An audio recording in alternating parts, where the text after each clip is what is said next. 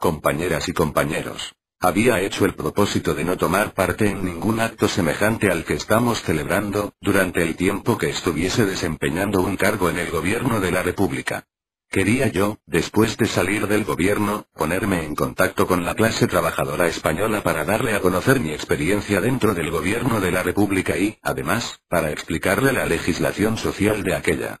Pero las circunstancias me han obligado a desistir de ese propósito, y, a requerimientos insistentes de la juventud socialista madrileña, vengo hoy aquí. Mas debo advertiros, que lo que yo voy a decir hoy aquí no deshace, no prejuzga, no tiene casi nada que ver con lo que yo tenga que decir después de salir del gobierno republicano.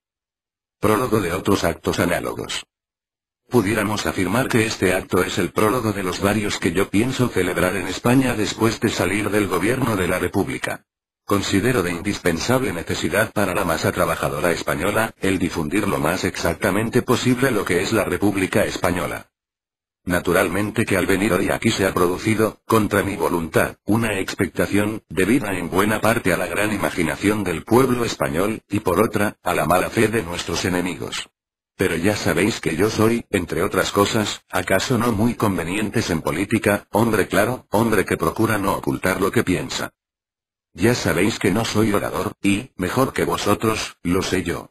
Es posible que en lo que yo diga hoy aquí pueda haber algo de diálogo, algo que no sea simplemente monólogo. Pero esto no depende de mí, depende de las circunstancias. Yo tengo que advertir, que si de lo que diga resulta algún diálogo, en mi intención no está, ni por lo más remoto, molestar a los que se consideren aludidos. Lo que yo diga lo diré con toda clase de consideraciones y de respeto para las personas. Breve autobiografía.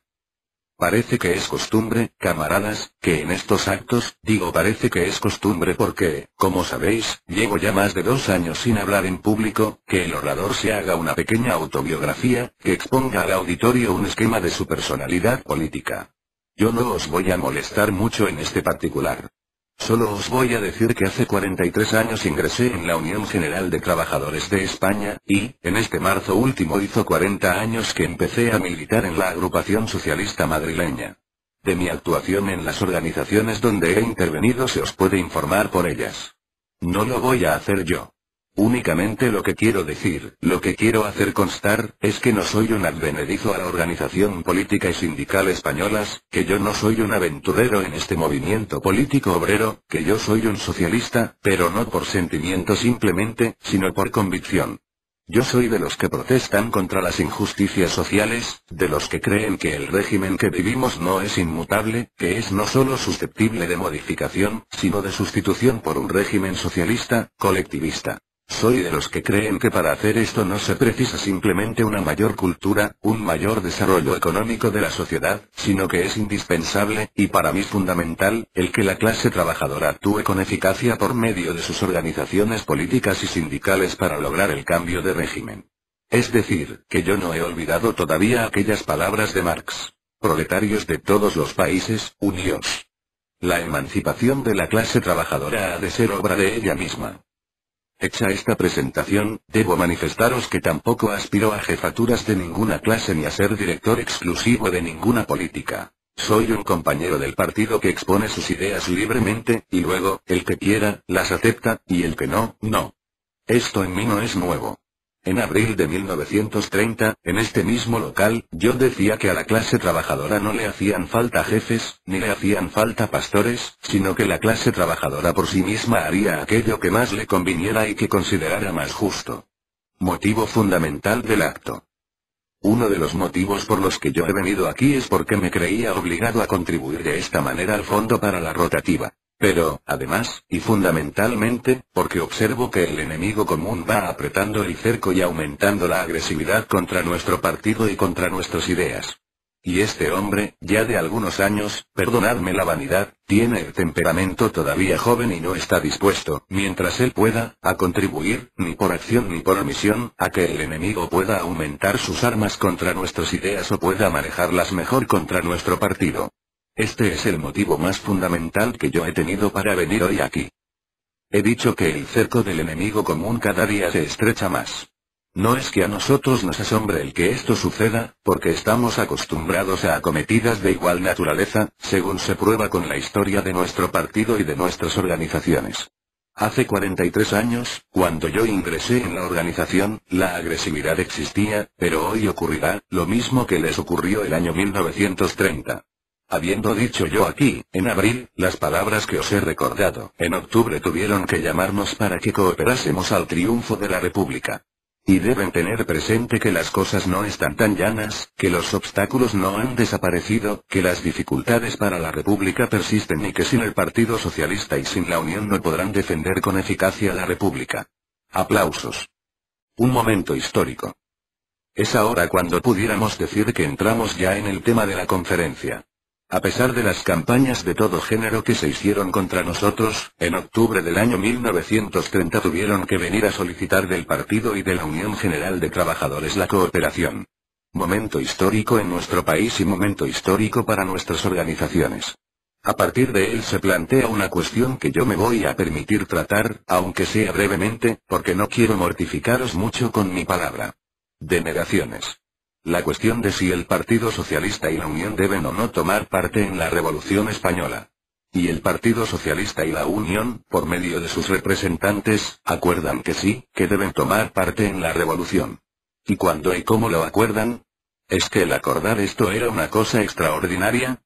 ¿Era una cosa que estaba fuera de los cálculos de nuestro partido, de la táctica de nuestro partido? Leed nuestro programa y veréis que en el programa mínimo la primera cuestión que se plantea es supresión de la monarquía. Es decir, que el Partido Socialista tiene como primer punto en su programa mínimo, no en el máximo, sino en el mínimo, la supresión de la monarquía. El Partido Socialista, por ese programa acordado en nuestros congresos, estaba en la obligación de trabajar, de desarrollar sus actividades, para suprimir la monarquía española. ¿Cómo lo había de hacer? ¿El partido solo? ¿El partido en colaboración con otros elementos? Eso dependería de las circunstancias. El programa no dice cómo, pero es sabido de todos que las circunstancias son las que obligan a una conducta, a una táctica. La condición no aceptada. Nosotros siempre habíamos afirmado, siempre habíamos defendido la supresión de la monarquía española, hasta el extremo de que hemos sido censurados, criticados injustamente por muchos elementos que se llaman afines, porque durante la dictadura de Primo de Rivera no hemos atendido sugestiones que se nos hacían por ciertos elementos, que luego fueron a la asamblea de Primo de Rivera, para contribuir a movimientos que llamaban revolucionarios. Y cuando les poníamos condiciones como esta, que nosotros no iríamos a ningún movimiento si no era para derribar la monarquía española y, además, que no admitíamos un cambio de dinastía, que había de ser forzosamente para instaurar la república, esos elementos no aceptaron nunca de plano nuestras condiciones. Esos elementos nos decían siempre que lo primero que habría que hacer era poner al rey en tal o en cual sitio de nuestro país, con todas las garantías de seguridad, para que luego el país resolviese lo que creyese oportuno. Otros nos hablaban de un rey constitucional, como si no se llamase así al que fue rey de España. En una palabra, que ninguno de los elementos que se acercaron a nosotros iba de una manera clara, terminante, a derribar la monarquía española. La mayor parte, y ahora explicaré por qué la mayor parte, se conformaba con derribar al que llamaban el dictador, Primo de Rivera. Nosotros entendíamos que el verdadero dictador era Alfonso XIII, muy bien. Y que el otro era un agente del segundo, y que lo que había que hacer era derribar al patrono, con lo que su agente quedaba anulado y fuera de servicio. ¿Cómo fuimos al comité revolucionario? Algún elemento no se negaba en absoluto a esto que nosotros pedíamos. Pero hay que reconocer que en el conjunto de esos elementos había alguno que no inspiraba a nuestro partido la confianza suficiente para colaborar con él. Siempre lo dijimos. Cuando el Partido Socialista vea que se le requiere formal y seriamente, con garantías posibles de poder transformar el régimen monárquico en república, el Partido Socialista ayudará a ello con la Unión General de Trabajadores de España. ¿Y qué ocurrió? Pues que un día, en octubre de 1930, se acercaron a nuestro partido representantes que a juicio nuestro ofrecían esas garantías de seriedad y de lealtad para ir al movimiento. En cuanto se presentaron, reconocimos que era el momento en que el partido debía decidirse a cooperar en la revolución. Y así lo hicimos, sin titubeo ninguno. Fuimos al comité revolucionario. Estando en él, no olvidéis esto que os estoy manifestando, para que saquéis después las consecuencias, se nos dijo. Es preciso que el partido tenga representantes en el gobierno provisional. Si esto no se hace, tenemos fundamentos para decir que la revolución será imposible ahora. Es decir, que los mismos elementos que nos invitan a tomar parte en la revolución, nos dicen. Si no hay representantes del Partido Socialista en el gobierno provisional, no podemos responder de que la revolución se verifique. Y no solamente los hombres que estaban en el comité revolucionario, sino otros elementos que habían ofrecido su cooperación a la revolución, vienen y nos dicen. Si ustedes, socialistas, no forman parte del gobierno, no es fácil que la revolución se realice. En esa situación, nosotros acordamos participar en el gobierno provisional. Y aquí se nos plantea ya la cuestión de la colaboración ministerial. El problema de la participación.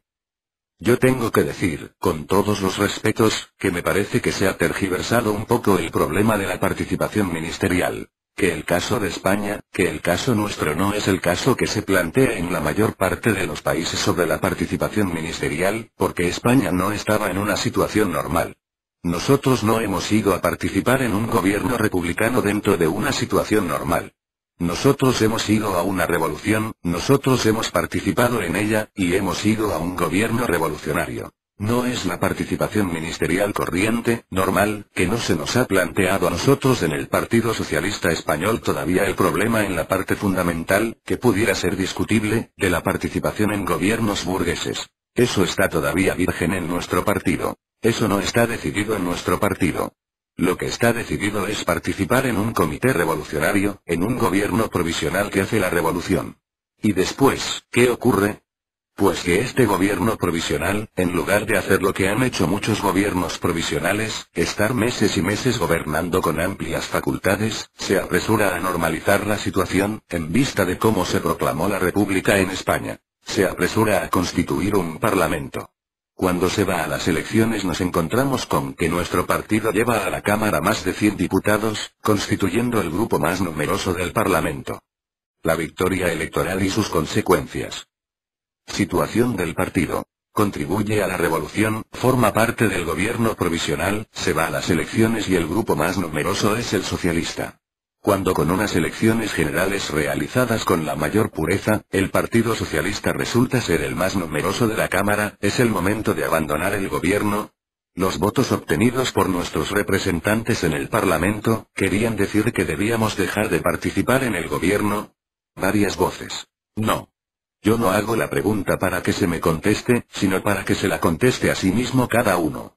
¿Qué se hubiera dicho del Partido Socialista si en el momento de llevar a las Cortes ese grupo parlamentario declara: nosotros nos vamos del gobierno?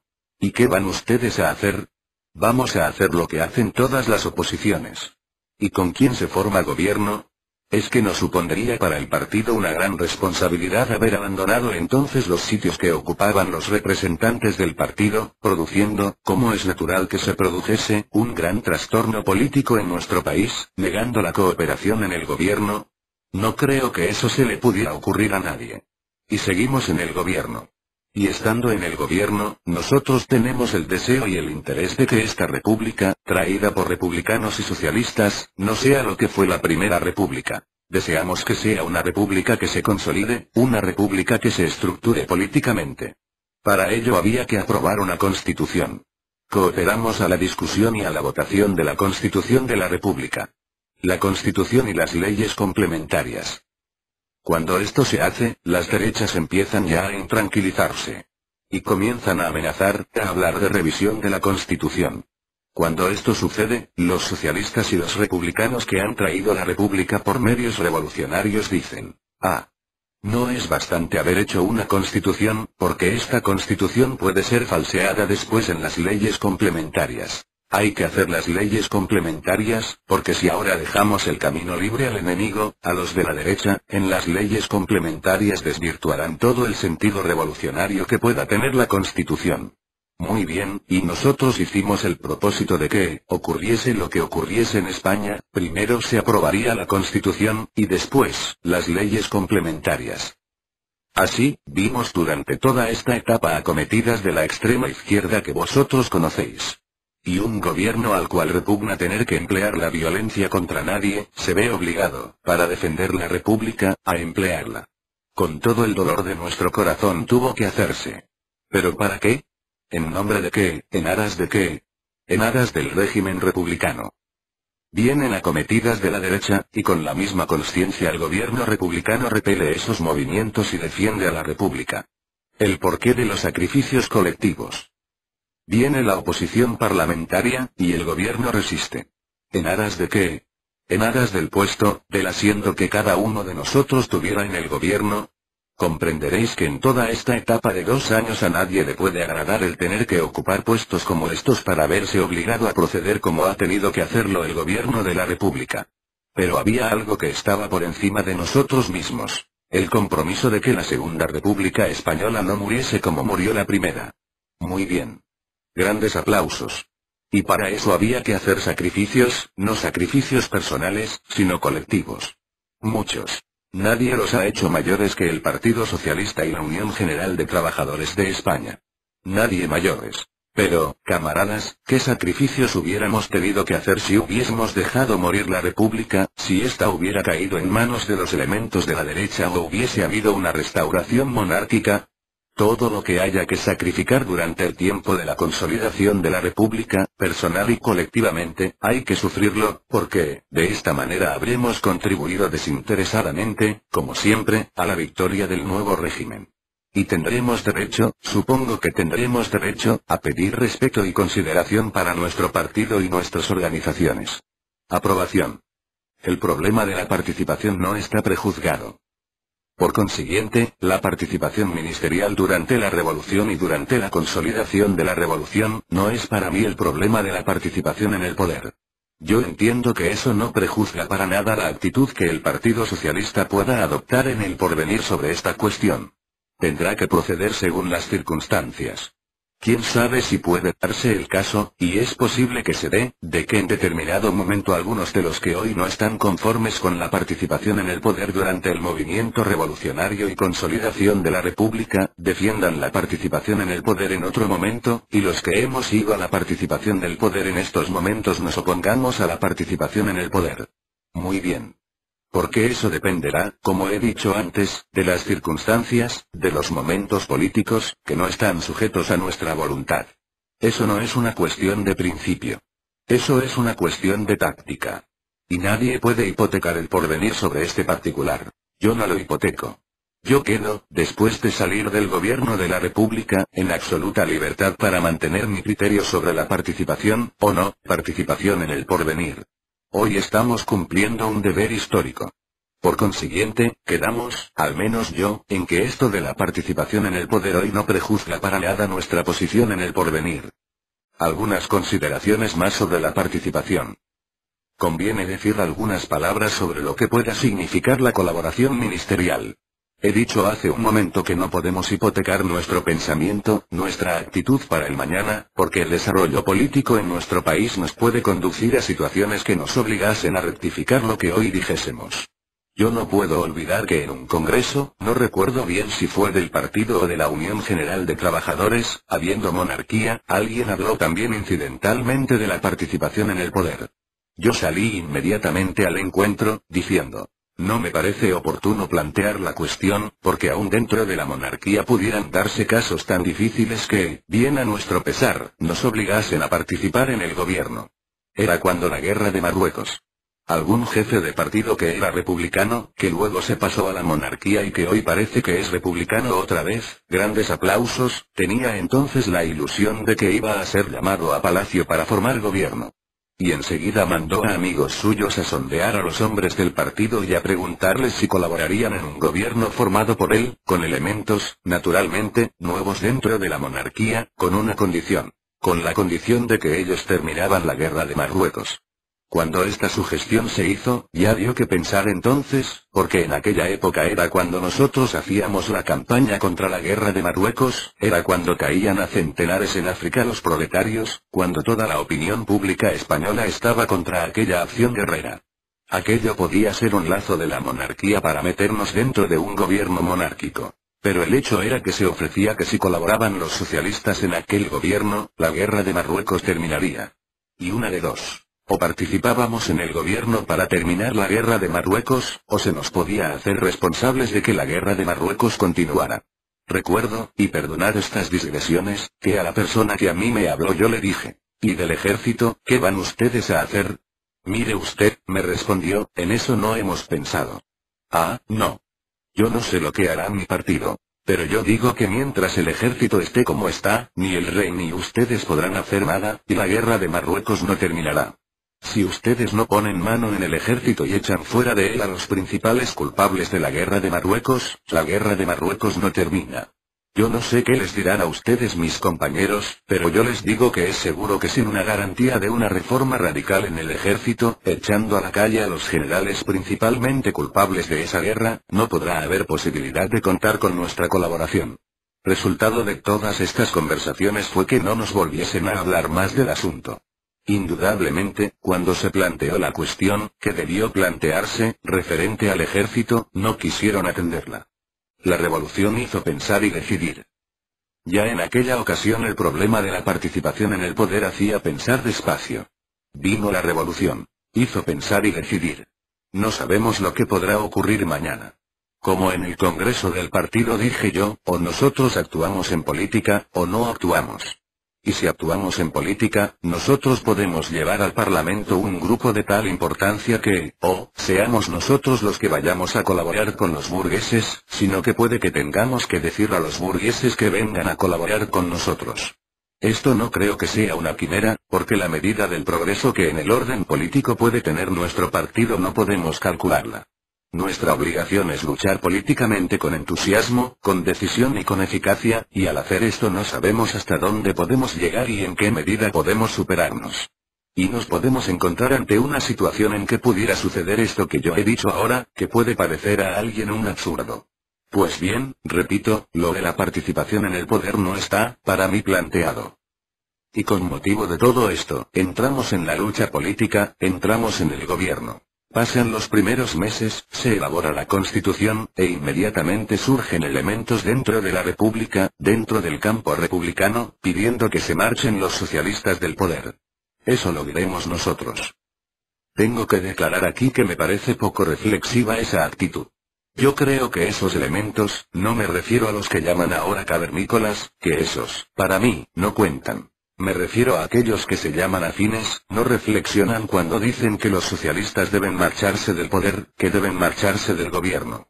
No se trata aquí, ni por parte de ellos ni por nuestra parte, de que estemos, como suelen creer muchas gentes, disfrutando de ciertas prebendas dentro de un cargo ministerial, o que lo pueden disfrutar ellos. Eso es muy pequeño, no vale la pena siquiera de discurrir un segundo sobre ello. No. Hay que mirar más alto.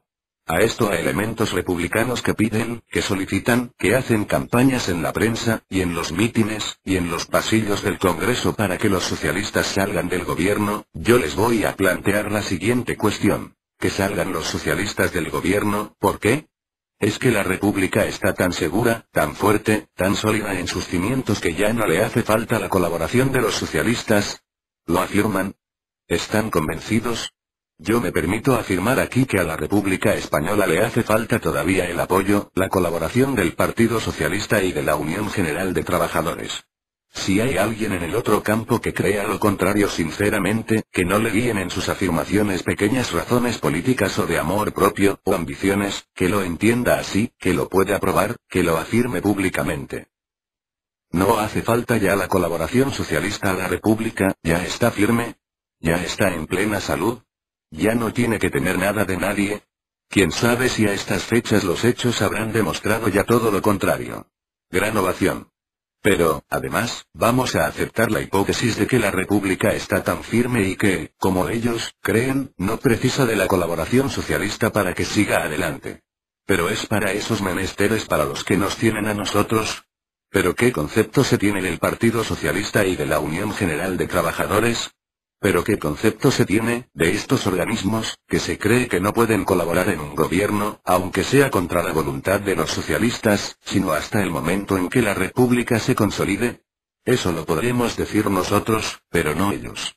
Muy bien. Eso lo diremos nosotros pero no ellos. Vamos a la conquista del poder. Además, hay quien dice, ya la república está en marcha, y, como es república, debemos gobernarla los republicanos. Risas. ¿Pero qué somos nosotros?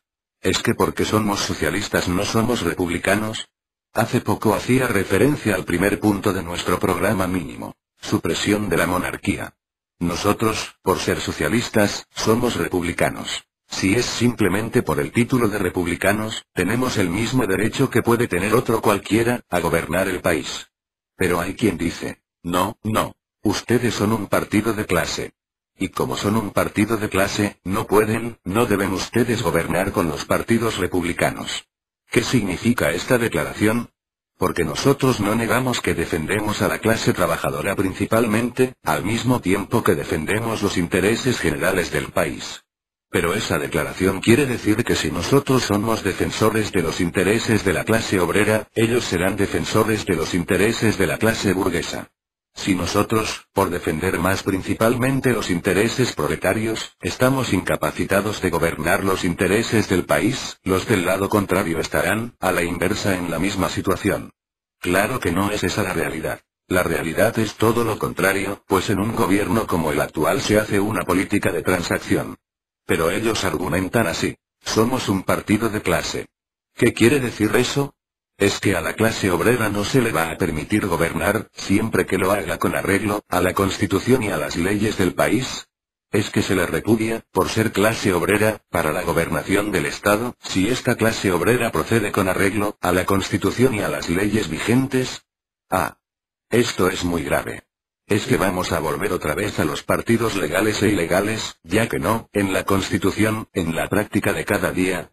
A nuestro partido, por ser partido obrero, partido de clase, como ellos dicen, se le repudia para la gobernación del Estado, permitiéndolo la Constitución, permitiéndolo las leyes.